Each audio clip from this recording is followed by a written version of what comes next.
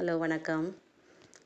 துவரம்பருப்பு ஒரு 100 கிராமு, 2 வெங்காயம் கட் பண்ணி போட்டுக்கிறேன், 4 பச்சை மிளகா போட்டிருக்கேன். ஒரு 5 நிமிஷம் ஊறிட்டுருக்குது. இப்போ நம்ம மாடி தோட்டத்தில் அறுவடை பண்ண சிலோன் பசலை இதை கழுவி சுத்தம் பண்ணி கட் பண்ணி 2 தக்காளி சேர்த்து கொஞ்சம் பெருங்காயத்தூள், மஞ்சத்தூள் இது போட்டு வேக வச்சு நம்ம கடைஞ்சி தாளிக்க போகிறோம். இப்போ பாருங்கள், கட் பண்ணியாச்சு கீரையை. இப்போ பருப்போடு இந்த கீரையும் தக்காளி, மஞ்சத்தூள், கொஞ்சம் பெருங்காயத்தூள்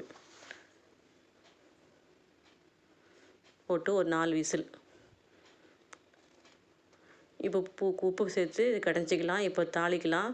கடுகு போட்டு சீரகம், உளுத்தம்பருப்பு, வெந்தயத்தூள் போட்டு தாளித்து இந்த கடைஞ்ச கீரையை நம்ம சேர்த்து இறக்குனா நம்மளுக்கு நம்ம மாடி தோட்டத்தில் அறுவடையான சிலோன் பசலை கீரை குழம்பு தயார்.